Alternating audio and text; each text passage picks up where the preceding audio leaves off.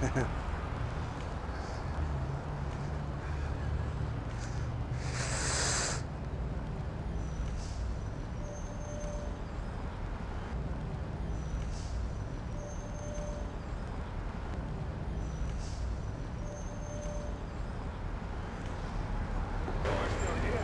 friends and fellow countrymen, have you traveled Hollywood's Walk of Fame more these days but enjoying it less? Have you strained your eyeballs trying to read your favorite name on star after dirty star? Well, it is not the end of the world. There is hope. Things will get better. It just takes a little time, but things will get better. It's already starting to happen. Those stars can be restored to look like they were laid right on our dearly beloved boulevard. Okay, let me get going here. Get past this dump and we'll be well on the way here. Well, the Hollywood Entertainment District is a business improvement district that was formed by the property owners here in Hollywood. It's managed by an organization called the Hollywood Entertainment District Property Owners Association, which is a nonprofit organization that actually handles all the day-to-day management of the Business Improvement District, or BID. I am the executive director. I became aware of John by being out walking all the time. I would see him. In the first 2 years of my work here, I was focused predominantly on a 6-block stretch of the boulevard from La Brea to McCadden, which we called Phase 1 of the BID. And he was not in that area. He was further down the boulevard, further east, closer to Vine. And that was really not my purview, because I was initially launching this program in a 6-block stretch of the boulevard.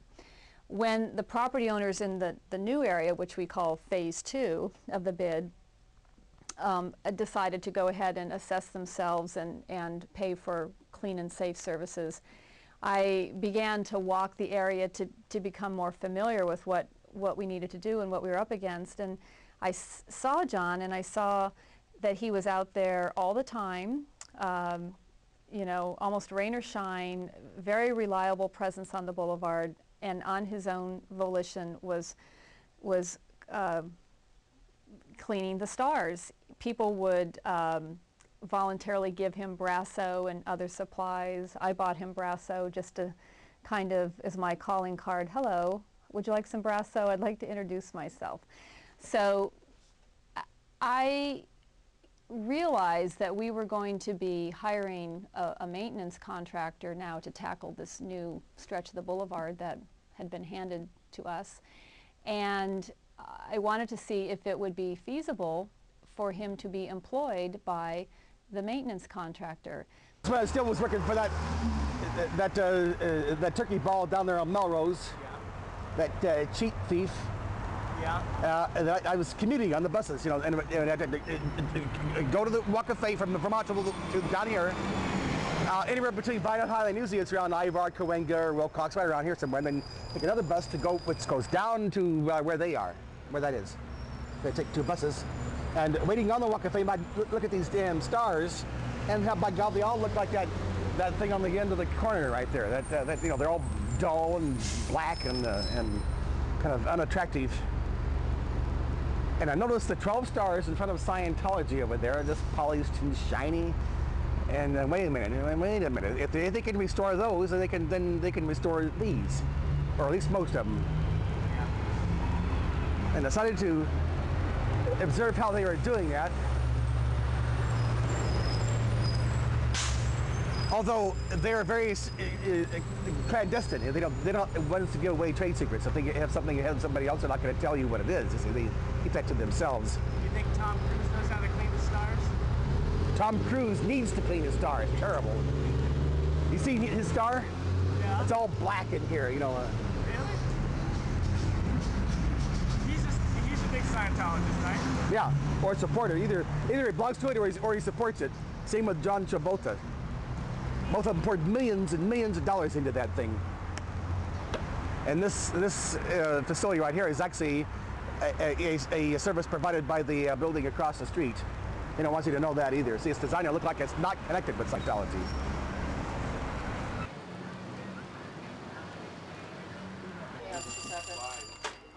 Good afternoon, Book City. Can I help you? Yeah, he's kind of like a fixture around here. Honestly speaking, I don't know what the plan with the Hollywood Chamber of Commerce have in store for him and stuff. With all this stuff, I bet you they're going to try to drive him out too. When was the first time you noticed John? Oh, well, I've been living in the area for probably about maybe 15 years anyway. I mean, I'm from California, but living in Hollywood proper, been living for 15 years. I noticed him all the way back then. Stuff, you know, just polishing his little stars, but I never really got to talk to him until I started working here. And he's an interesting character, to put it lightly. He's very interesting. Thought I'd try to generate something there that would pull in like tips and gratuities by doing these for some stores and shops that would go with it. Have it in their fronts all shined up and polished, whereas maybe the next door neighbors or the rest of the block would look like it was, all dull and tarnished. And I have, even up to now, I still have a number of these that are going along with me. I do it several. In fact, I'm going to do, after I quit work this afternoon, I got to go and do several of these. So I held on to them as moonlights. Once I got hired with this outfit 14 months ago, I still do. I do it on my own time and material, of course. And so I might see this star and maybe not see it again for 2 weeks. Or these, I do theirs maybe 3-4 times a week. And theirs keeps shining all the time. I mean, and kind of highlights their fronts. So they like that. So they kept me continuing to do that for them there. And passers-by would give me tips along the way, so that would kind of held things together until this company replaced HBT and took over and then saw what I was doing and decided, oh, hey, we need this guy to do the star work. I tried some other guys on this, and they really couldn't do too well with it. I tried several of their guys. Well, I always dreamed of coming to Hollywood, and it's a privilege to be here and be the honorary mayor, which I have been for about 22 years. I also serve as chairman of the Hollywood Walk of Fame, the selection committee, and for many years, 20 years exactly, produced the Hollywood Christmas Parade. So we've been around the Hollywood community a long time, having arrived here first on a troop train in World War II, and my second visit was in the nose of a B-25 bomber. Now, I wasn't a bombardier or anything, I was a passenger, but it was quite thrilling to come in here, even though it was at night and the city was blacked out, to get my first feeling about Hollywood and to know in my heart it was going to be my home forever.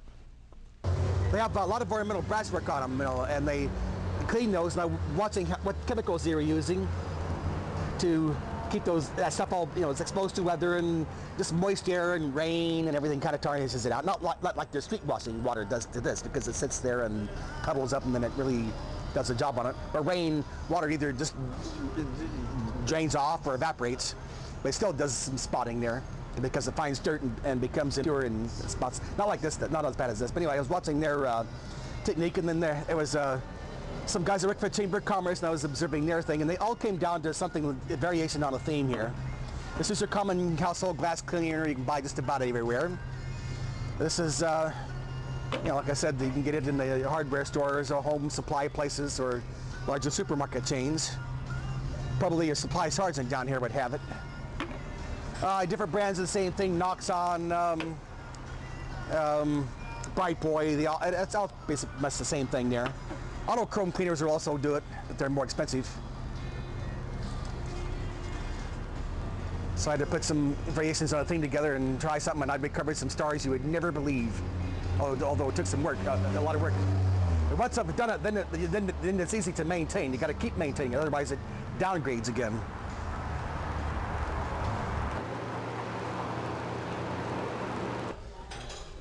California Street Maintenance has been in business over 30 years, and we sweep over 50 cities in California. And what we're doing in Hollywood is a relatively new kind of service that we're providing to municipalities, and that's a comprehensive cleaning where we do pressure washing, sidewalk sweeping, street sweeping, trash liner changing, planter cleaning, furniture painting, you name it, we're doing everything, including polishing the stars. And it's exciting to be part of this. I'm passionate about it because we're able to make such a tremendous improvement in the appearance and how pleasant it is to be here in Hollywood. And the great thing about it is if you clean up an area, the people are much more careful with their trash. So what we're finding is that the visitors to Hollywood are helping us and putting their trash in trash containers and helping keep it clean, as it should. It is a cavity. Not much I can do without that one.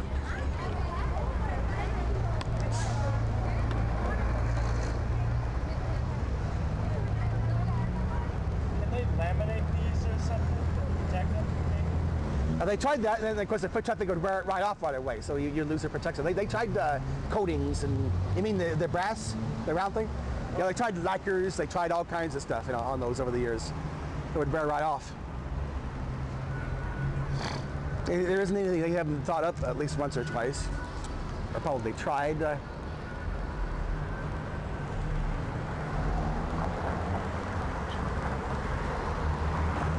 All right, let me get this. I'll get this thing here, and that third one is not assignable, so probably won't even fool with it. But that's also broken. Oh, don't you love these dirty, filthy things? They have to hand scrub this stuff and. When it's a job, it never ends. Yeah. Business improvement districts tend to be formed in areas that are targeted for economic revitalization. So that's why you don't see a business improvement district in Beverly Hills, for example. And at some point, it's very possible that the BID would no longer be necessary when the neighborhood and the community has raised to such a level where security and cleaning and these types of issues are not a concern. And that's actually the issue that the property owners are going to face here within the next 6 to 8 months. You know, can they walk away from this? Was enough accomplished up to now, or do they want to continue to fund this? And in many respects, it's a huge financial sacrifice. Some of the property owners who have owned property on or near Hollywood Boulevard for a long time saw their property taxes nearly double in order to pay for their bid assessment. What led the property owners to this? Actually, a real champion of forming the BID was Council Member Jackie Goldberg, because she became aware that the state legislation had been passed. This was while she was early in office. And she approached the property owners and said, this is a tool that's available to you. I would strongly like you to consider taking advantage of it. So she was somewhat of a catalyst and introduced them to the idea, but ultimately it was the property owners working with the Hollywood Chamber of Commerce who actually had to develop this from the grassroots. Honestly, the guys lie down and put their head on the round thing so the name shows above their head. They take pictures of them that way. Some guys kneel on the thing and put their hands down and on the thing, kneel on the thing, and somebody else will take pictures of them with the name showing and them doing all kinds of strange poses. What do you call those guys? The punk rockers? Yeah, they might go for stuff like that. They listen to the stuff like the Grateful Dead and the. Now this goes on all day. It's just a non-stop.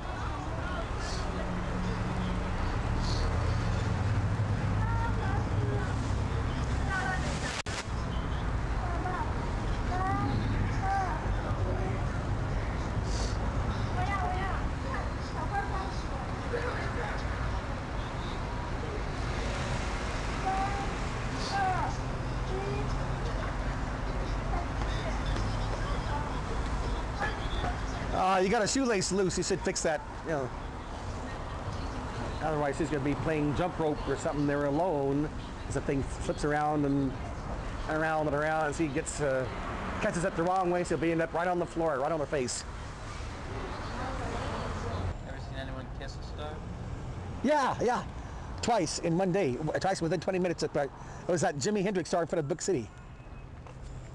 And the guy who says at the top of his lungs, "Jimmy, baby," kisses it right there and then takes off like a bat out of hell. Then slow down, look at the star, and hang around for he just kisses the thing. That's the name real loud there, and screaming at the top of his lungs. Kisses the thing right here, and he's gone. And a flash of him. I mean, a blink of an eye, the guy is gone. 20 minutes later, another one comes in and kisses the same star in the same place, right here, right above the name there. There's 2,100 something stars with names on them. And the criteria for a star on the Walk of Fame is professional achievement, longevity, and your contributions back to the community. And that can be the local community or the world, whatever. But you have to give something back, and that measures rather heavily at voting time. Just don't grab the money and leave. Leave some of it here and leave some of yourself here.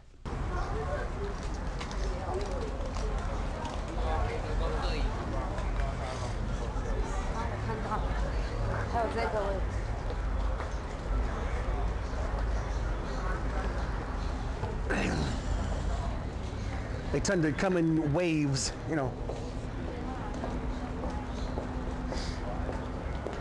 Well, tourism brings in hundreds. Well, I hate to even think how much. Well, I'm happy. Let me start that again. Tourism brings in a tremendous amount of money, and that was one of the reasons I wanted to know how it was being spent, because the tourism money, bed tax from hotels, and revenue like that goes into the general fund, and there's never been an accounting. And I don't think Hollywood has had its share of promotion. We here as volunteers have had to do the promoting, and this is, it's going to be a great tourist destination. And Hollywood and Highland will be a great tourist shopping destination.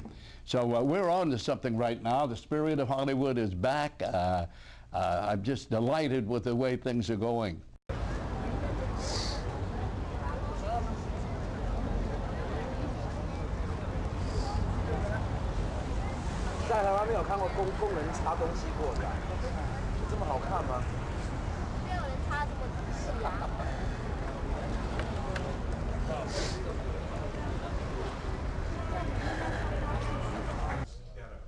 What about his interaction with the tourists? What have you noticed about that?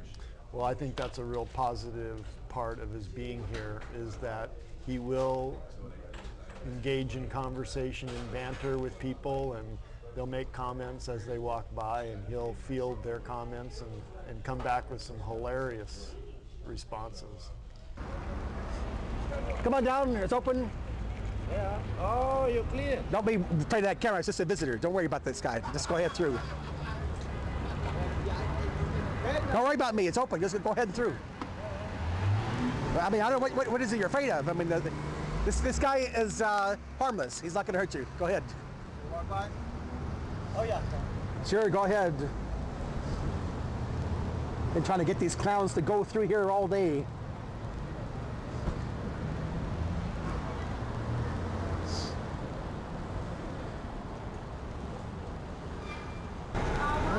Okay. Do you clean everyone's car? No, a lot of them. A lot of them. Do you know where Elvis is? It's on that way? Back that way 2 blocks, and it's approaching a wax museum. Just east of Highland there. Okay, thank you so much. 2 blocks back. Come on. Ben, stand up, sweetie. Come on. Well, maybe the little guy doesn't like Hollywood. You know, it does happen. You know. Do you know if you knew where Jim Carrey was? Actually, I only work east of Highland, so I'm not familiar with this 3 block stretch here. I know he's around, but I just don't remember where it is. Okay, well, thank you. It's like between Sycamore and not farther than Highland there. Okay. Yeah. What you may want to do, check this building here. See the Johnny Grant office, the Chamber of Commerce. Go inside there. There may be star maps that tells you where the names are on this thing there. Yeah. Also, if they don't have it, try these souvenir and t-shirt stores. There's a few that sell those things too. Try this first. Over here in the Johnny Dollstar building. Johnny Dollstar, Dollstar was his name. thought he was the greatest on the Walk of Fame. Just go down the road about, I would say about 15 or 20 stars, just straight ahead. It's right there. What did they ask for? Mickey Mouse.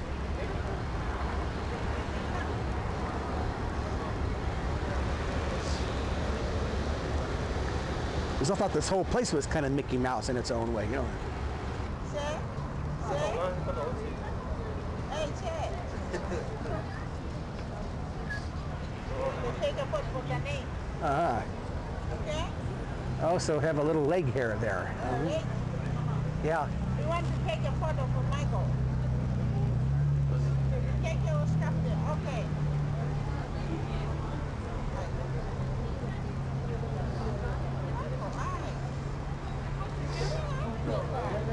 Now you do have a little leg hair there, fellow.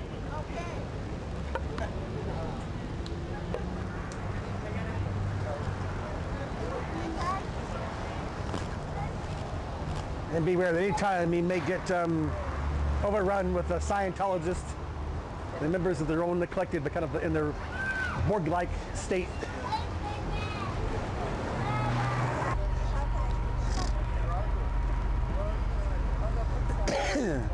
Come on, you pansies. What are you afraid of? Just a guy with a camera. Well, let's go. Let's get it moving here. We gotta keep the traffic moving.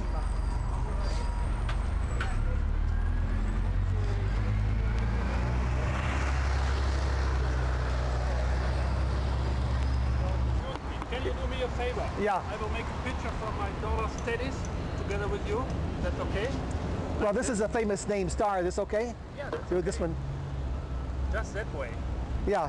But see, you want to have the name to show because it's a famous name. See? Beautiful. I mean, maybe I want to get it from the side because you don't make a shadow on the star.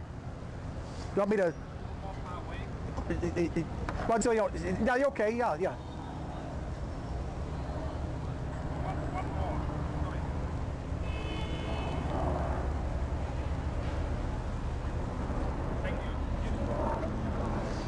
Thanks a lot. Okay.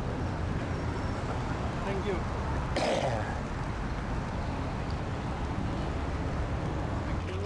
You're really Hollywood's ambassador, right? Yeah. And they give it back to Johnny Grant. He's supposed to be the ambassador of this whole operation here. I think it's more like public relations than republic relations. But anyway, that's another matter. What do you call him? It's more like public relations. It's mispronounced, that's all it is. I mean, it's... Well, Hollywood, I came in late 1996, so I was hired by the group. And I remember when I was interviewed for my job, they asked me, when was the last time you were in Hollywood? And I said, I never come to Hollywood. I wouldn't come to Hollywood, frankly. I was pretty bold. I didn't think I was going to get the job.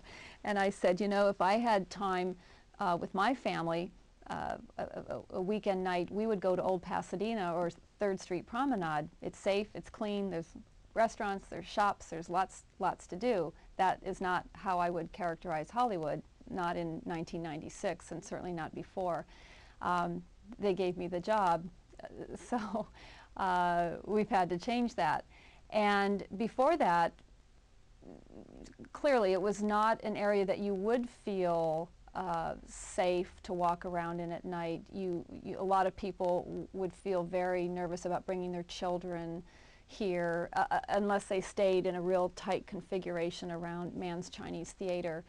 And people in Los Angeles would not necessarily think of coming here to see a movie or to go out to dinner. I mean, clearly there's some wonderful venues here, but interspersed between these different venues, there was a couple of scary blocks, and they weren't as clean as they could be, and you may have been asked for money, and it was not a family-friendly place to be.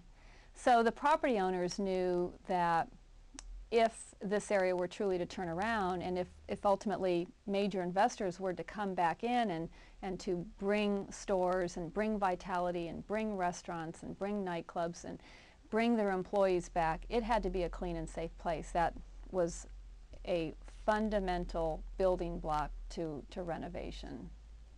As you go further east, you finally notice that this place gets a little weirder and weirder and weirder. Yeah.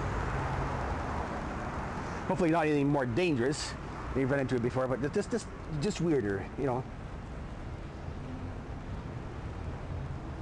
And I've had the guy that has about 5 or maybe 6, 7 dogs and all kinds of descriptions and sizes and species, and it has everything, including the kitchen sink. You don't find that often. You find everything but the kitchen sink on a lot of them there, but that stuff that he carries with him on his back and on his everywhere else, shoulders and everything, probably weighs more than he does without the stuff. Probably camps out up in the mountains or somewhere. Look, you know. And he just comes down here every once in a while? Oh yeah. Probably lives up there in the, what they call the sticks, you know. Up in the hills? Yeah, probably the Hollywood Hills or near the freeway or the bowl or somewhere around there. It's a hard life, that. Yeah, but some of them actually prefer it to the city life.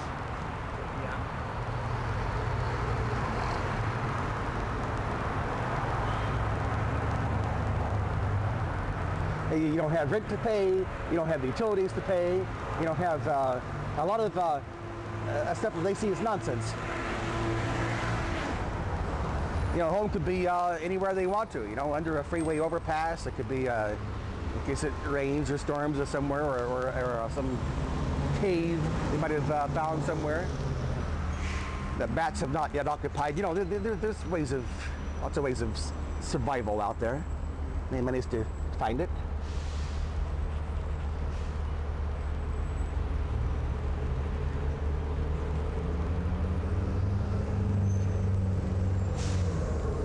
Irene Hervey. Some people ask me about the Stan Kitten and says, well, I know a guy that spent 12 years up there for armed robbery. I don't think that's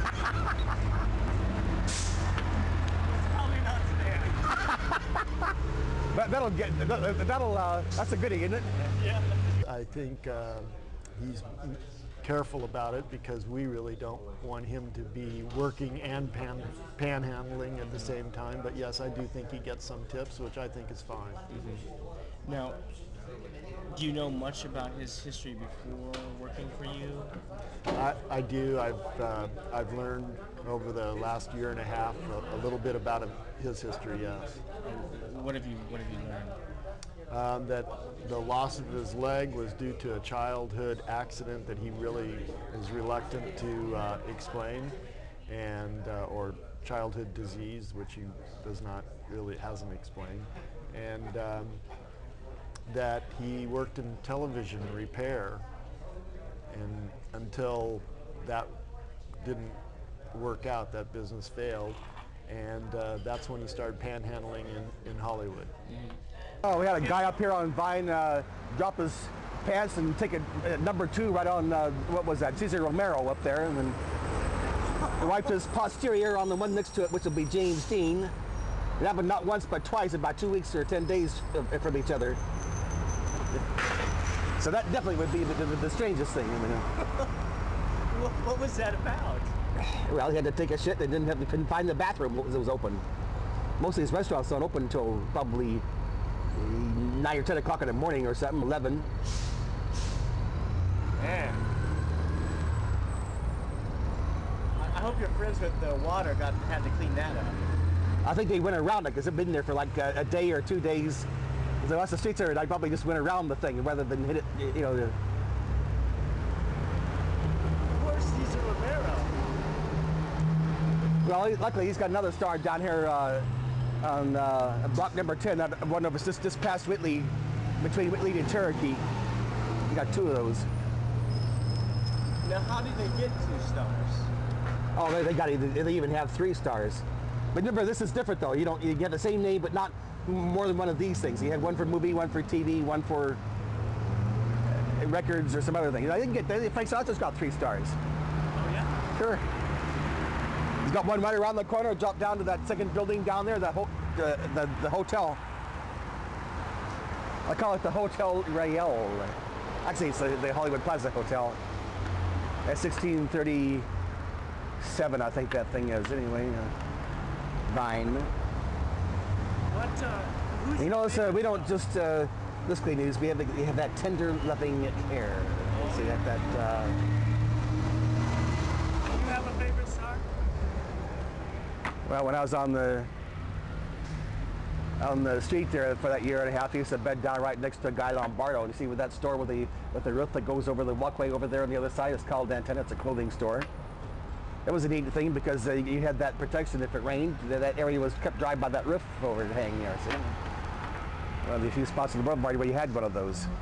A Spanish church is another one of those few things you can get underneath, or you can get under the marquee of the theater over here, the Spine Theater. Only thing is it's open in the afternoons and evenings. So after maybe 7 or 8 o'clock at night, that the other thing closes down for the day, and then you can get under there like overnight, you know. So Guy Lombardo kind of kept you company? Oh yeah. And I slept better. I got better sleep, night's sleep next to Guy Lombardo than any other star. I have no idea why. Maybe it's just the sense of security. You know, you got a roof over your head. Okay, moving on. Basically, from what people have told me, from the time Hollywood Boulevard became a main thoroughfare, this is known as Booksellers Row. At one period of time, there was over 22 bookstores in this area, from Vine Street all the way down to Island Avenue. And, hang on again. Good afternoon, Book City. Can I help you? The Life and Adventures of Santa Claus? Hang on just a second. Fun bookstores. But yeah, anyway, yeah, they call this Booksellers Row because there was the Writing Guild was here. They were like directly across the street from us. They had bookstores from Vine Street all the way down to Highland Avenue. People like Faulkner and Hemingway and, you know, F. Scott Fitzgerald used to hang out at Musso and Frank and all, you know, used to frequent all the bookstores around here. You know, I mean, for even more recent authors like, you know, Charles Bukowski. You know, there's a really cool little thing that my boss told me about Charles Bukowski, that he used to come in here and he used to go up to people and offer to give his autograph in exchange for a $1 bill. When he'd have enough money, he'd go across the street to Borders and spend it, as it were. You know, on a liquid lunch, you might say. So that's kind of a neat little thing, you know. Mm-hmm. It's pretty cool. So he used to do signs for us. He signed, he signed a group of press kits for us. Press kit for Barclay. He signed a whole bunch of them for us. He created signs for us, and you know, just in general, was a pretty good customer, I guess. I wasn't in here when he was here, so darn it.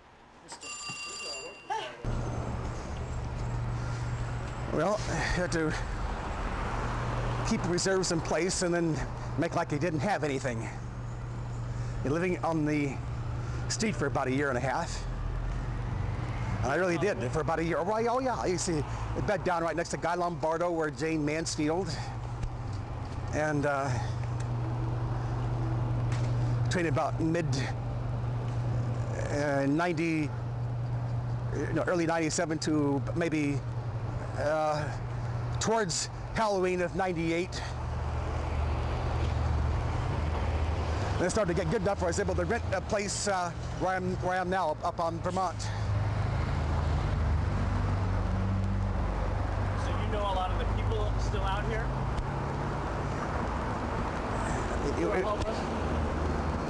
Well, I still run into them a lot, yeah, during the day.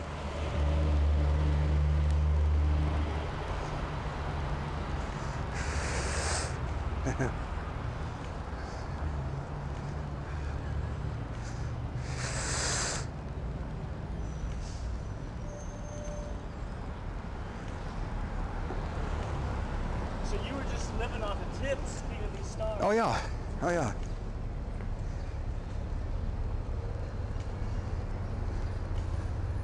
Like tourists would come and help you or give you money?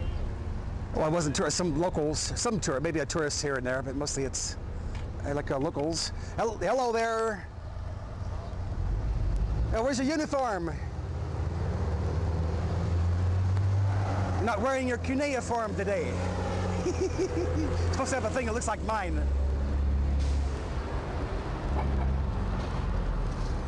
But like Carrie Morrison walked this boulevard by this guy in a non-uniform, she would probably have a baby right on the boulevard.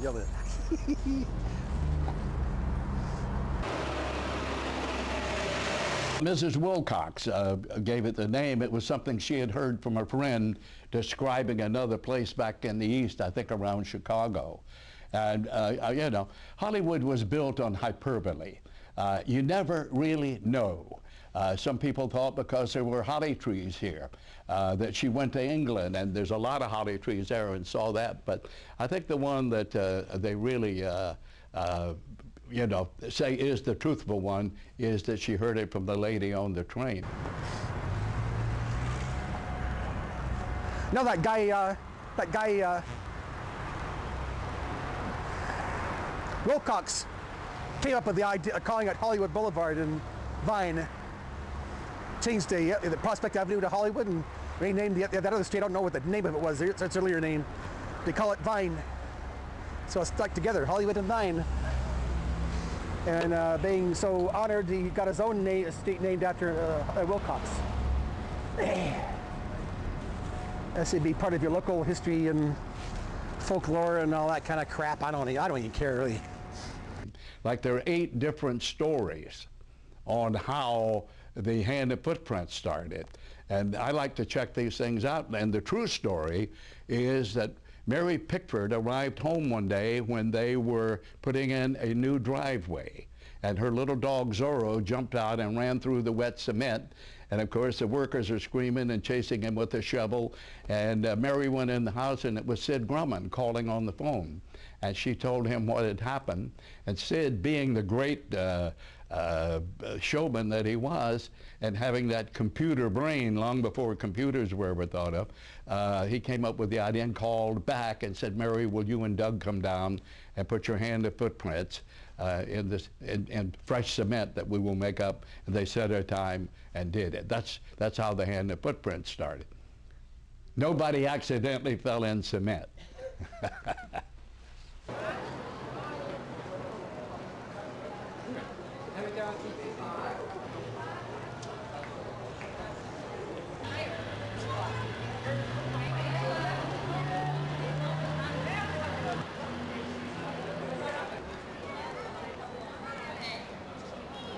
I was afraid to ask you anything in case you thought it was quid pro quo.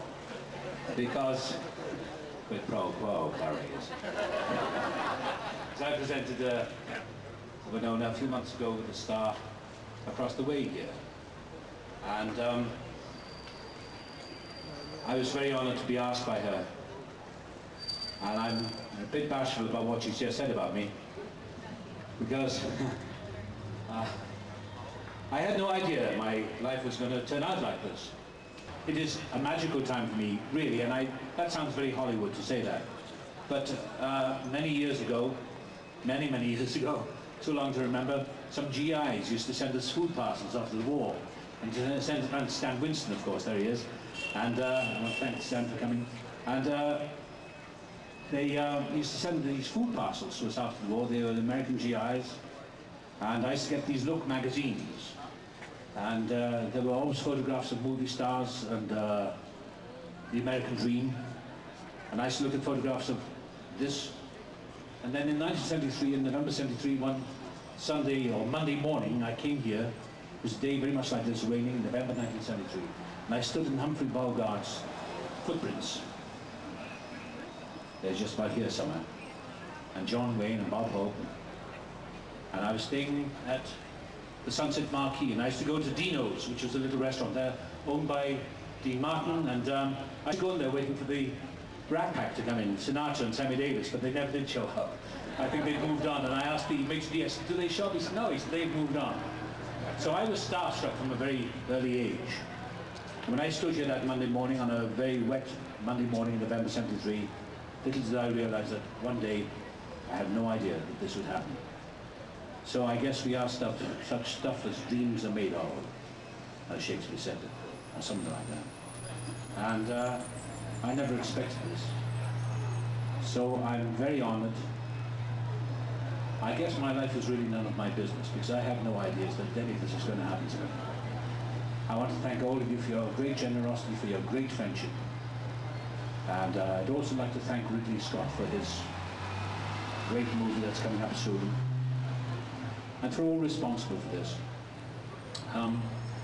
I've said enough, but I want to reiterate my deep thanks and gratitude to Winona, the beautiful Winona Ryder, for her showing up today and presenting me with this. Thank you all very much.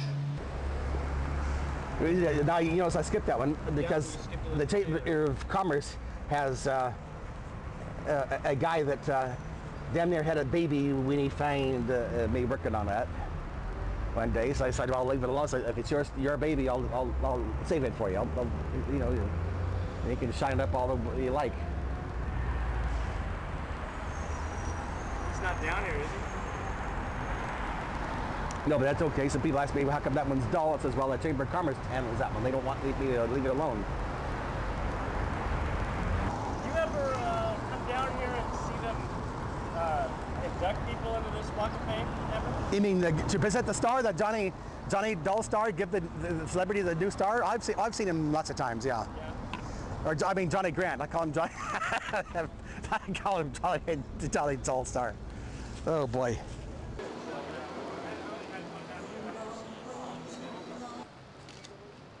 It's great to be here, and I'm honored by all your presence here today. I'm deeply touched by this event. I never thought, I'm looking back to when I was a kid, 1967, fresh out of high school. And actually, I was a senior in high school when my band won the KFWB Battle of the Bands. But those were good days. And it's all led to a career that I'm very proud of and very happy to have shared with you all and to be sharing with you here today. And all I can really say from the bottom of my heart is thank you very much. I appreciate this. Well, what a wonderful honor. I was just thinking just before Johnny was making his speech, I first came to Los Angeles, I think, in 1978. And we pulled in late on the bus, and we got onto Sunset Boulevard, and I said, stop the bus right now. So they stopped the bus, and I went and ran and hugged a palm tree. I'd never seen a palm tree in my life. It was such a big deal for me, and I'd never imagined that I'd be standing here with a star on Hollywood Boulevard. Really, I mean, this is just beyond any expectation. So thank you very much. Also, I think it's very auspicious to be making this speech next to a construction site with all these construction workers up there. Because anytime I would walk by a construction site, the guys would always go, Roxanne!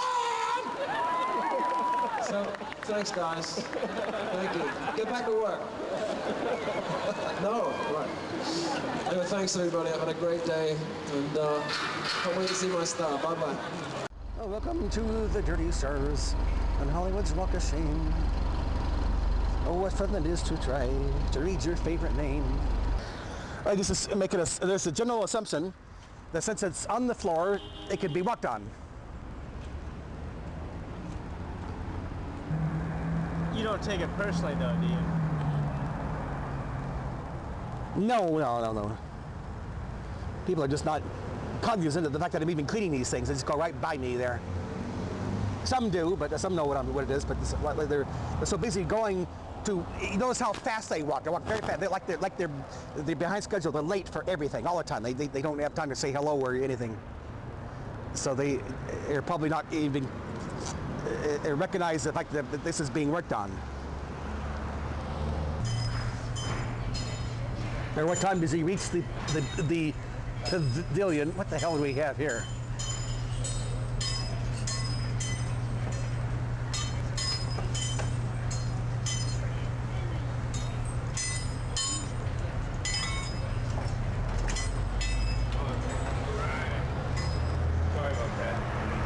You know, I could not have picked the worst day of the year to work on this particular dump.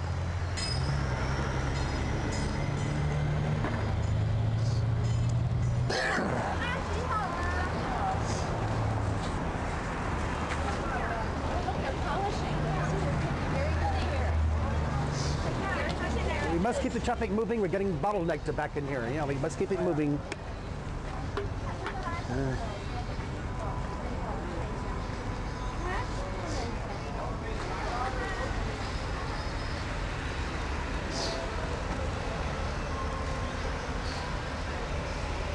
This is just the general area where that Carrie Morrison is most likely to run into me.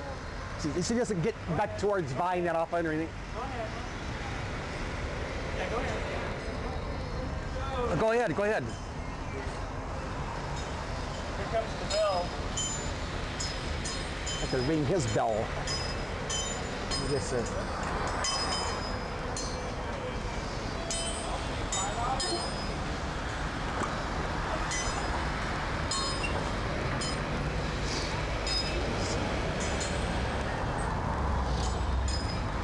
Yeah, he might have a southern belle I don't know about, you know. Another starship just landed. There you go.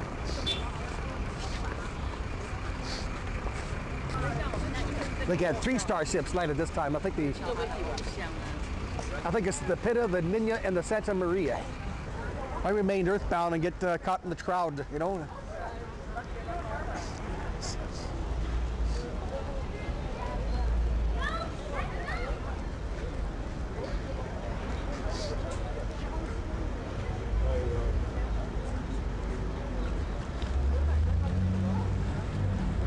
I stay here and get herded around like a bunch of cattle coming into the Chicago stockyards.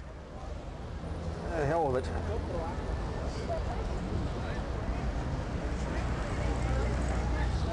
Take you to see over 50 moving star homes in Beverly Hills, Bel Air, Rodeo Drive. We'll take you to the Sunset Strip. We'll take you up to see the Hollywood sign. It's a full 2-hour tour. We have our next shuttle leaving shortly, so step on up to the window.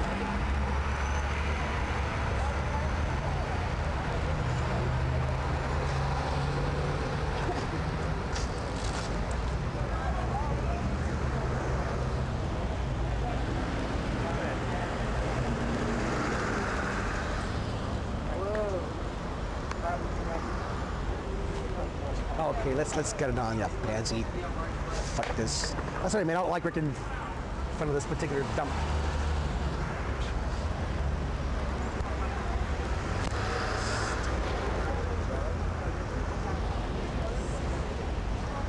It's the most overrated landmark of this whole stupid city. Well, they can keep it. The most obvious thing was that there was a lot of litter and trash that would be out on the streets and sidewalks and was never cleaned up. And when the city did send a street sweeper, the street sweeper came through very fast and just did a quick job, didn't do a real thorough cleaning. So what we're doing different is we're sweeping everything thoroughly. We're sweeping all the sidewalks and all the streets and all the corners and nooks and crannies and planters and trying to make it look really clean. Well, yeah, we got to keep the traffic moving too. We got to get it on here. This is the no-tip zone. A lot of your Asian communities, maybe not all of them, but including at least the Korean culture, tipping is not practiced widely. May not even be permitted. I got 50 cents all day. That was the first one I got all day. The no-tip zone. Yeah. I mean, it's not a never tip. It's like your chances of getting one is less than that of winning the lotto, you know? And a lot less or it's probably less than that of Shaquille O'Neal throwing 12 successful free throw shots and hitting them all in succession without a miss. I think your chance of winning a lotto is actually better than that is. Okay. Yeah, thank you. You have a good morning there. Stay cool. It's very hot today. Very hot. Thank you. Oh, between Thanksgiving and Christmas, I can really rack up on tips. being out here.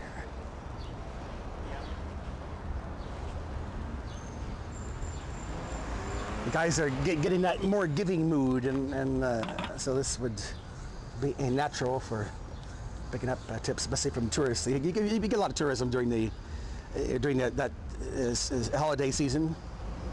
Not like you do in the summer season, but I mean there's a little, like about 6 to 9 weeks there where you get a lot of tourism there. Well, between the changes in the economy, the fact that a lot of the owners of the buildings around here have been, jacking the rents up like crazy. Like right now, most of the rents are going up from like, when we started it was like 50 cents a foot. Now it's like about $1.50, $2 a foot. A lot of it has to do with the project that's going down on, Highland and Hollywood.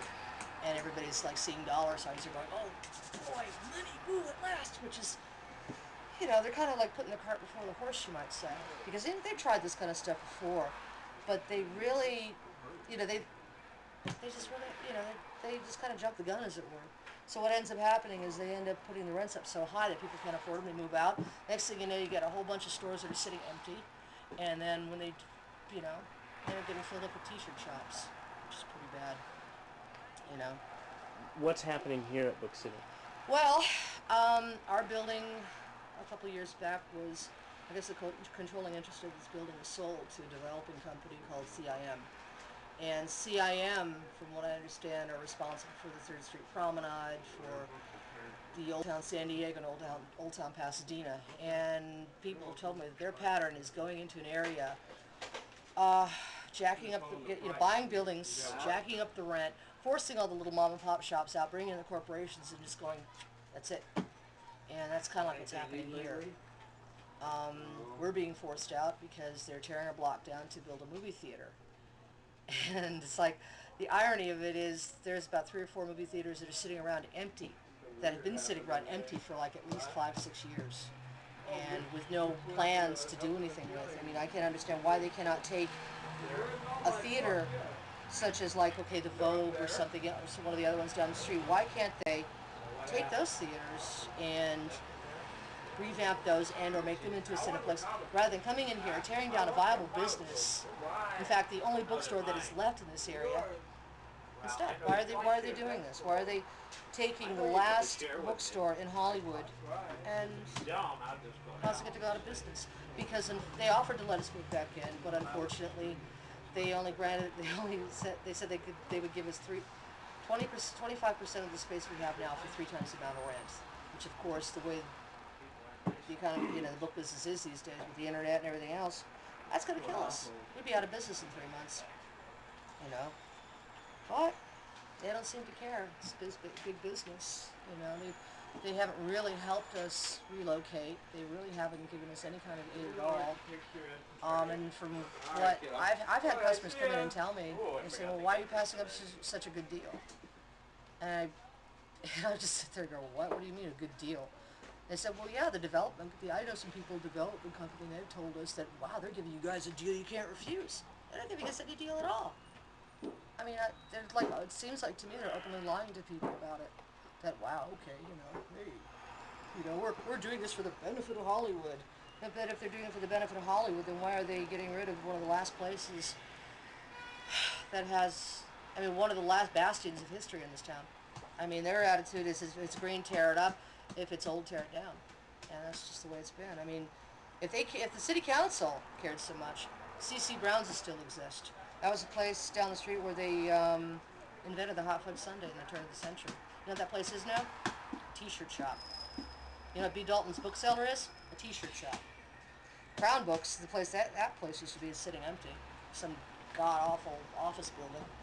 Most of the shops around here have been replaced with t-shirt shops. They seem to be the only ones that are able to afford the rent.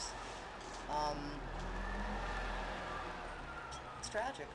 And it's this focus on tourism only? Yeah, but the thing is that shops like ours are the ones that bring tourists in here, bring the economy in. I'll tell you right now, even up to 15 years ago, there was about 20 bookstores here. But ever since they've been forced out and or the owners have retired or whatever the situation is on that, you see less and less business. People come down to this store specifically to come here Okay, so as a result, we generate a little bit what little business there is around here for this specific block. When we die, I'll tell you right now, these other stores are going to die. They're going to be dead. I mean, how many t-shirt shops can you have in one spot? It's ridiculous. I would increase the size of it. The Borg Collective. There you are. Get a shot of that. Brand new uniforms. That's your Scientology, actually. Those are the new recruits. They've just been assimilated. He's a great success story for Hollywood, and he kind of exemplifies what Hollywood is going through, I think, because he's a gentleman who was formerly unemployed, potentially homeless. I was never really clear about that. And through the economic vitality that is increasing here, he now has a job. He is being paid a living wage, and he has health benefits. So that illustrates the power of economic revitalization. His story is amplified by many, many other people who have also found jobs in this microeconomy, which is improving. My destiny, I'm keeping it separated from Hollywood's destiny. It may be in parallel with it, or it may be divergent in a different direction. After the next, I'll know within about 6 to 12 months. If they get their act together and this company gets its contract extended for a longer term, like I mean maybe 2 years to 5 years, anyway, long-term contract, there's a commitment there where the guy will keep his workers in job security. Right. And then maybe there is a future. As the politics continues to change and go in a different direction, and if it doesn't go together like that, then it would be Myrtle Beach with a guarantee. With a capital G. That would be the option. Yeah.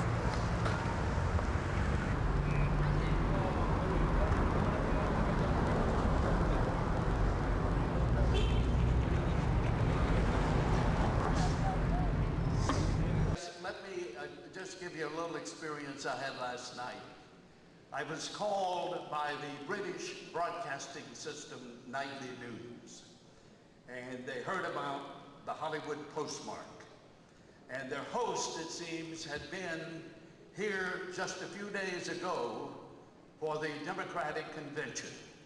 They were covering it. And he made a trip to Hollywood to mail all of his postcards home to his friends in England. And when he got back, they said, "You didn't go to Hollywood." He says, "Oh, yes, I did. I sent you a postcard." They said, "Oh, no, we got a postcard from Marina Del Rey or somewhere like that." And he said, "No, I mailed them in Hollywood."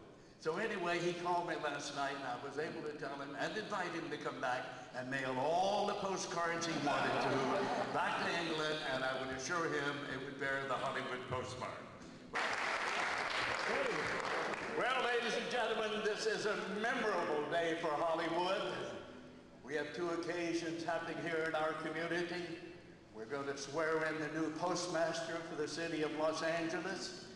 And this is a day, well, we're really ecstatic about this, that Hollywood will have its postmark.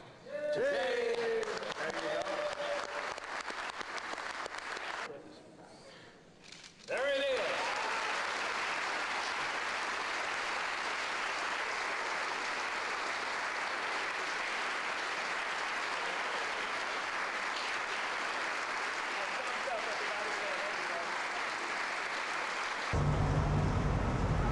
I rub the metal thing and see if a genie will pop up and give you the 3 wishes. That was the I Dream of Genie lady. I Dream of Genie lady. I Dream of Genie lady. You remember that? Yeah. What would you wish for? Come on, Bella, keep the change. You probably need it worse than I do. John, what would you wish for? What would you wish for if the genie came and granted you 3 wishes?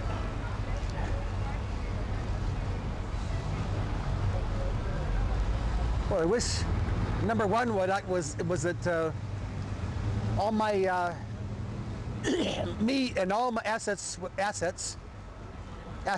anything of value would be transferred at once to an existing place in Myrtle Beach, South Carolina.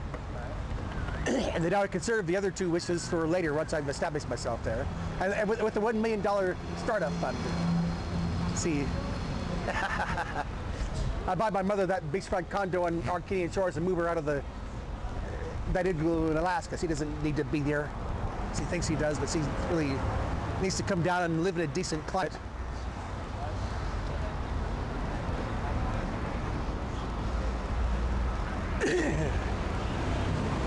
I'd be the first. I would get 2 for that. Though I could, for that $1 million, I could buy two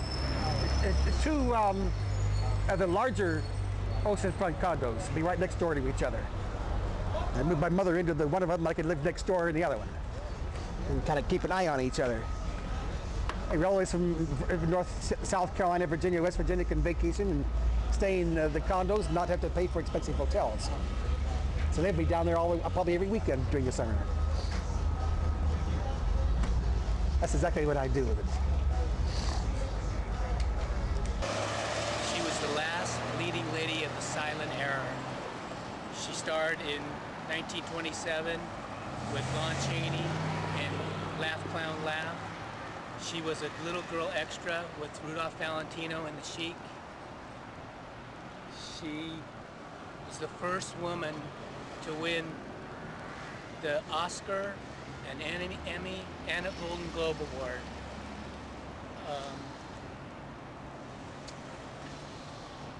She was a great charity person. She was very in touch with the Catholic Church.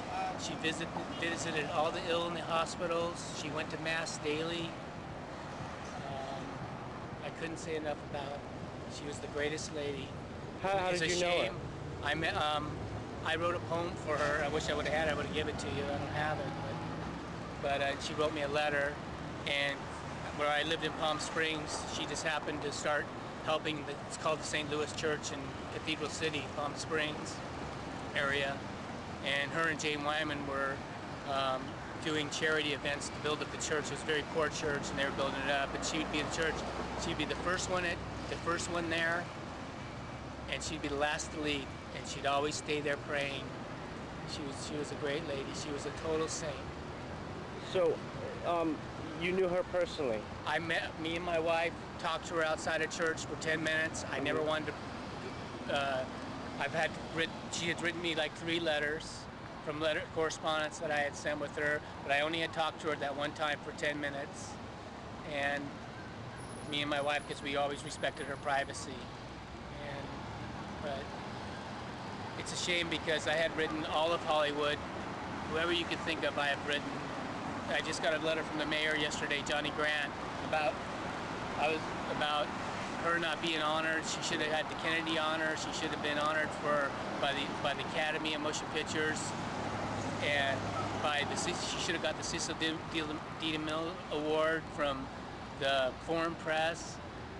She never got the AFI. I just got a letter from them 2 days ago. Gene Furstenberg, the AFI Lifetime Achievement Award. She never got it. She's the last. Again, I'll tell you, she's the last who died today, leading lady actress of the silent era. And that's just unbelievable. I mean, she was in the year 2000 that she was still alive.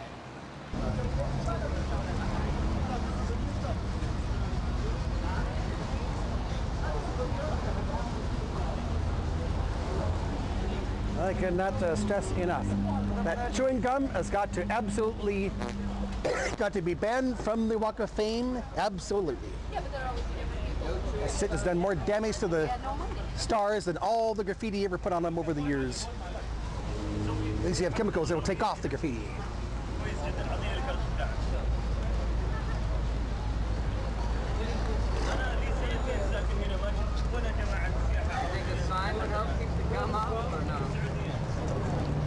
Yeah, this is been specified as a no gum zone. No gumball machines, no gum sales from the stores. That might be difficult. It might be hard to enforce, though. Gum tickets? Yeah, $500. Maybe 1,000. I could tell that he was very eccentric, and some people discounted him, his intellectual ability.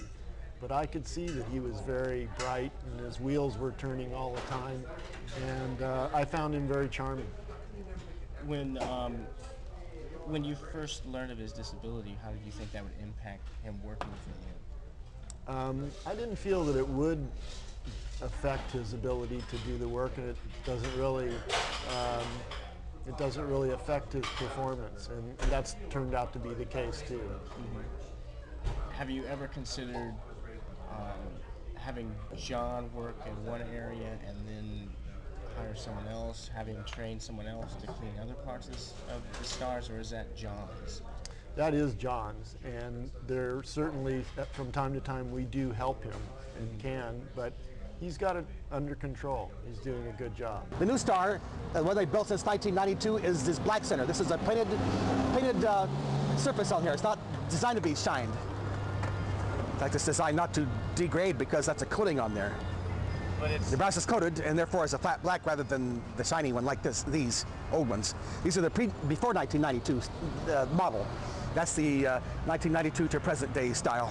Now, it's not as pretty as these. No, but then they don't take the maintenance these older ones do.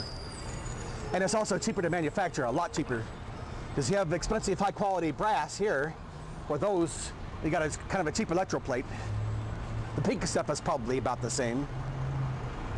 So if you were a star today, I'd rather have, which would you rather have? I know I'd rather have these. The old style, yeah, me too. I think eventually the Chamber of Commerce is going to come up with it has responsibility over maintenance of stars as far as repairing broken ones or replacing broken ones, whatever the deal is.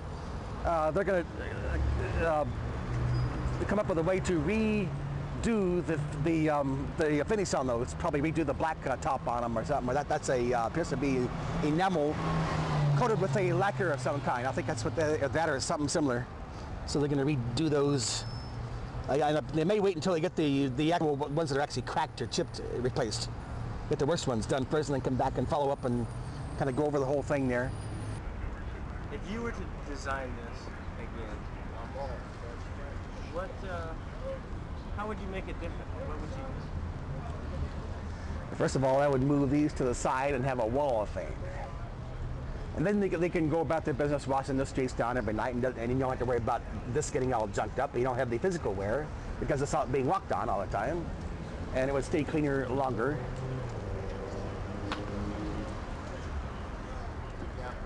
And you can do like those Yetis over there across the street, and they sign up their brass about once a month, and it stays shining because you don't have the water from the street getting on there, and these bozos walking all over them and things like that on their brass. We were introduced to John by Carrie Morrison, who asked that we try to make John part of our team when we took over the cleaning.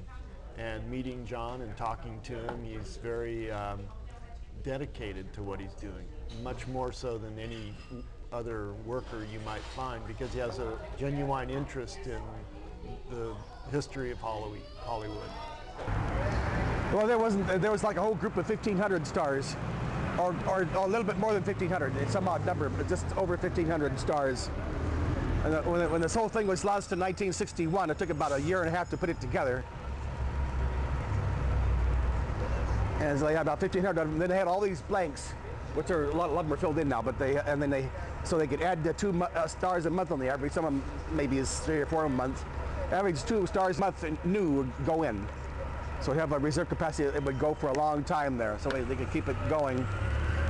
The sentiment is running highly in favor of renewing the BID. So the issue will be the boundaries. Will it be as large as it is now? Should it become smaller? Should it expand a little bit? Will we provide the same level of services? Can we cut back? And therefore it would allow the assessments to go down somewhat. These are all the issues that are going to be in play for the next 6 months or so. At this point, though, it appears that the sentiment is moving toward a renewal. It'll be called the Kodak Theater. Kodak kicked in a whole bunch of money to have their name put on the thing for a number of years. So things are looking up, even though it'll take a little time for it to really show up as finished products.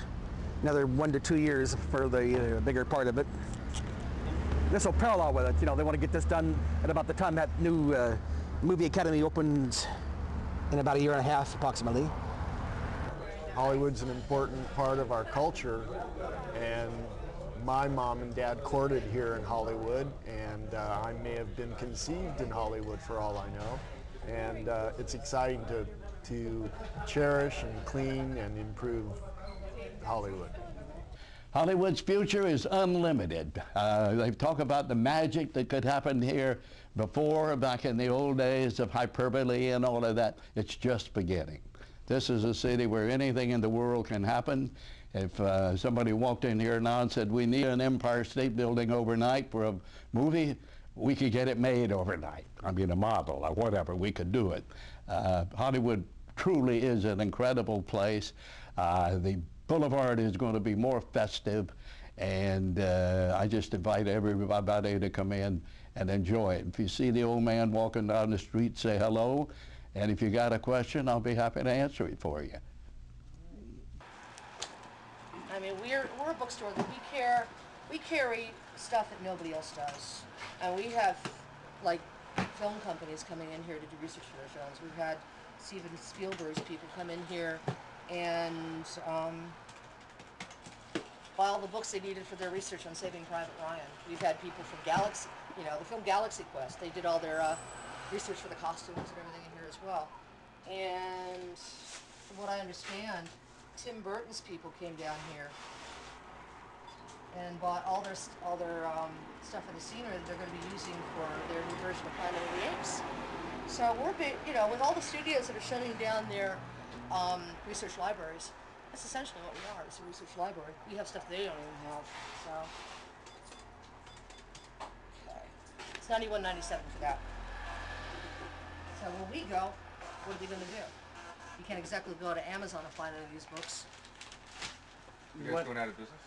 Well, we're going to be forced out of business, really. We're going to miss this place a lot. That's one thing we're going to do. You know, this is a pretty cool place to work. And to see it die, because that's essentially what's happening, is it's going to die. I mean, I think there's a whole lot of, I think the spirit of Hollywood, the thing that made it unique in the last 20 years has been slowly killed off, and I think this is really the death knell. You know, I mean, I'm like a double-edged sword. I live in the neighborhood too, so to see it kind of gentrified, yeah, on one end of the point it's great, it's terrific, but not at the cost of getting rid of the uniqueness of it, and that's what they're doing. I mean, it's been a slow death as far as unique goes. I mean, 20 years ago, sure, it was trash, it was scummy, it was this and this, but there was a spirit, there was a uniqueness that was here that was really kind of cool and brought people here. Now you go out at nighttime, it's a ghost town around here.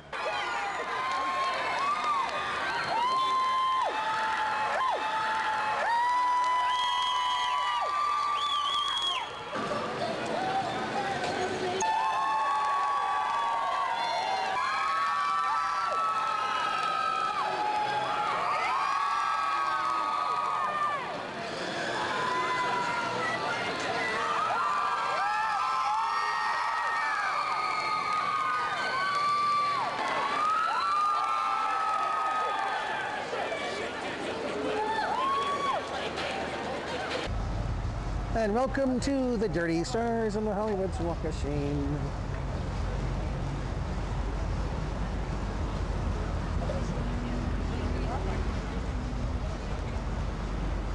Hey, notice that red leg hair? When you have when you're red-headed with red hair on the head, you get red hair on your legs. You have a particular favorite color or leg hair? Just nice and black, it shows up more, it's most.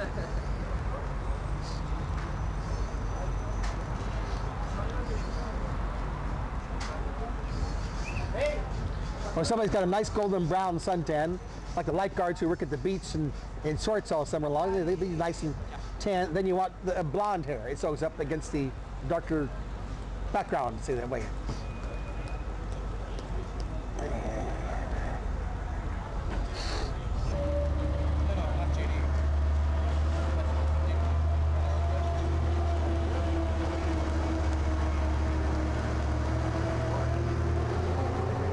Leg hair.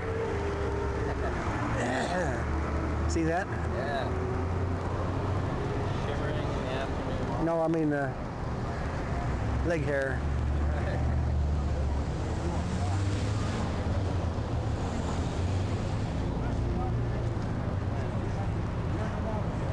But you see the leg hair? It's on the thigh only, not the lower leg.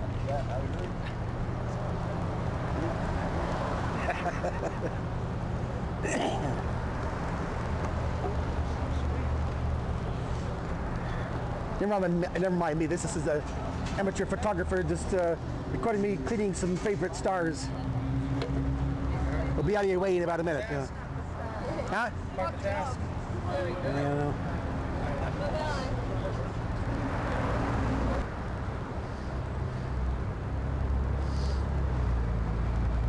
How old are you now, John?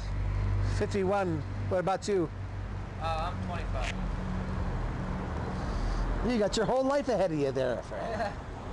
Well, so do you. That's, everybody has their whole life ahead of them. Right? Oh yeah, but I'm over the hill. I mean, the legs are all bad, and I mean, at least you're healthy. If you keep your health up and everything, then you got it made. You'll be going for a long time there. Hopefully.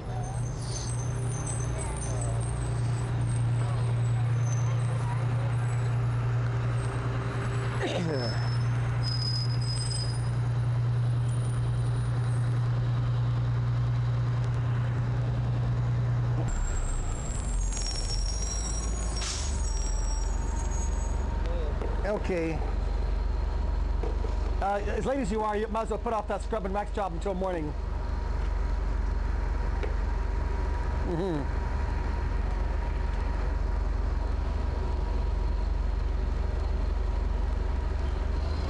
I don't know what it is about leg hair that really What is it about leg hair? that I don't know. Maybe the fact that I'm interested in because of the legs themselves, not so much the hair. It's just the legs. If I could get hold of a good pair of legs, the rest of me is in pretty good shape. So I mean, I could do well with them, or certainly better. If not well, at least a lot better.